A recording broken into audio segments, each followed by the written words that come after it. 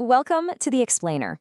I am absolutely thrilled you're joining us today because, well, we're unraveling a literal masterpiece.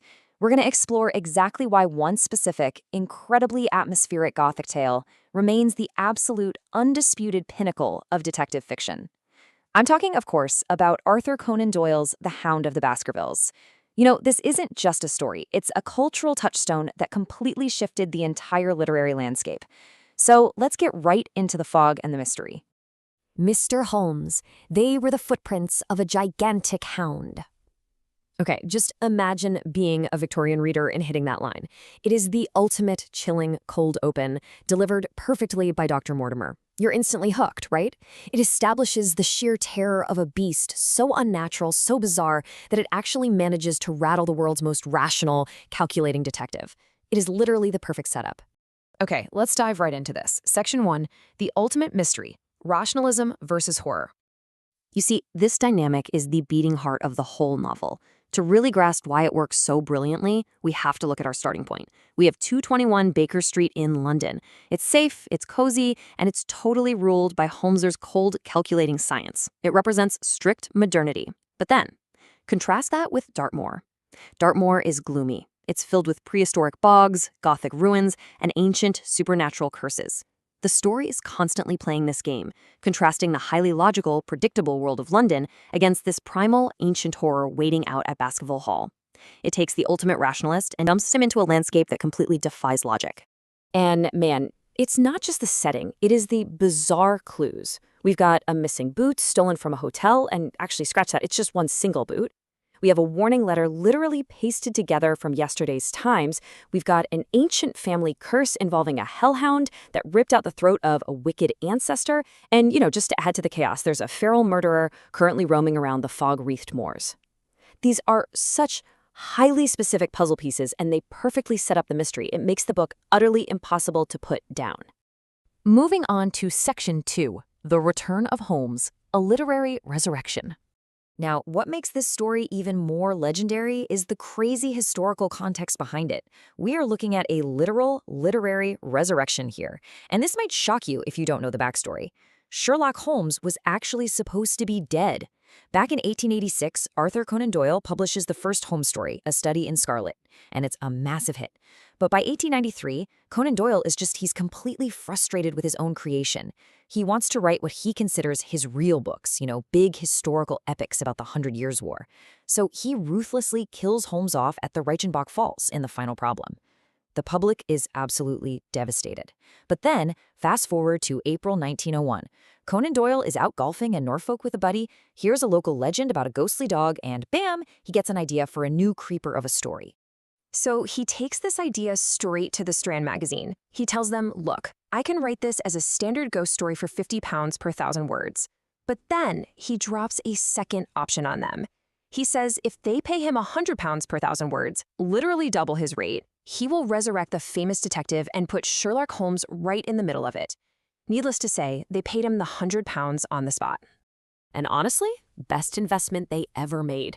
The serialization of this novel pushed the Strand circulation up to a staggering 300,000 copies. To put that into perspective, that resulted in a modern equivalent payout of over $7 million. Sherlock Holmes was officially and very profitably back from the dead. Now, what's really interesting about this next point is Section 3, the real Conan Doyle, a creator of contradictions. To really understand the underlying friction in this novel, you have to look at the creator. Conan Doyle's wildly eccentric personal life totally mirrored the themes of his book. He wasn't just some guy sitting at a desk all day. He was a doctor on a Greenland whaler and a West African ship. He was a failed eye surgeon in Vienna. He was an amateur boxer, a cricketer, and, get this, a judge at the world's very first bodybuilding competition. No way, right? Plus, he was a passionate political campaigner for justice. The man just had this irrepressible, absolute zest for life and adventure. But here is the ultimate irony. Despite his medical and scientific background, Conan Doyle had a steadfast, unwavering belief in fairies, spiritualism, and seances.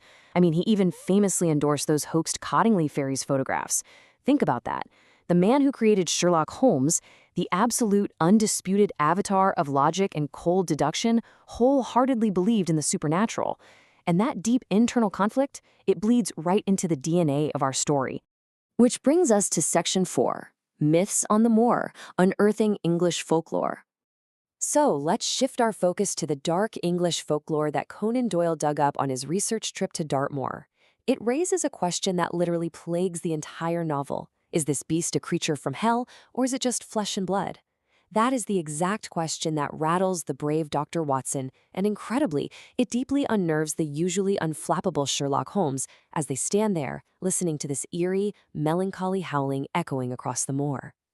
And this brilliantly illustrates the foundation of all that fear, the concept of the black dog. It's a spectral hound in British folklore. Think of Black Shock in Norfolk or the Modidu over on the Isle of Man. It haunts the landscape and acts as this terrifying omen of death for local aristocratic families. Conan Doyle actually merged these legends with the real-life lore of an evil local Dartmoor man named Squire Cabell, who supposedly sold his soul to the devil. All of this heavily influenced the Baskerville curse. But, at the end of the day, this is a Sherlock Holmes story. The rational solution to all this gothic terror is a savage, very real dog, completely covered in glowing otherworldly phosphorus to make it look demonic. Science and human cunning ultimately defeat the myth. However, the true brilliance of the story is that the sheer primal terror of the setup temporarily shook even Holmes's iron will. It made him genuinely question his own reality.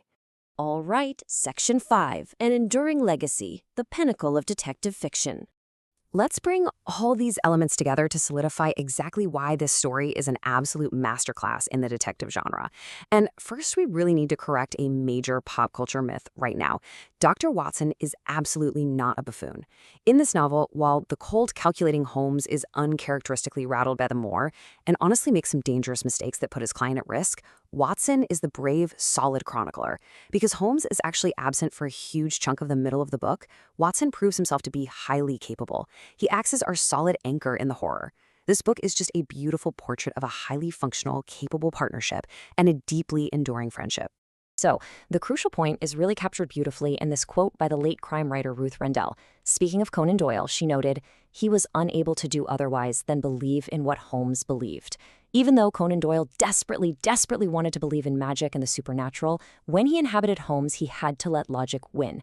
That specific friction between Holmes' strict, cold modernity and Conan Doyle's deep longing for ancient magic, that's what elevates this from a simple whodunit into a sprawling, epic adventure. Which leaves us with this final provocative thought. Why do we still crave a rational detective to tell us the monsters in the dark are just smoke and mirrors? Perhaps this explainer highlights that we all share a deep psychological need to conquer our own primal, ancient fears with cold, hard logic. We want the world to be solvable. We literally need Sherlock Holmes to assure us that the glowing beast on the moor is just a dog covered in phosphorus. Thank you so much for joining me for this explainer, and I really hope it leaves you eager to venture back out onto the moors yourself.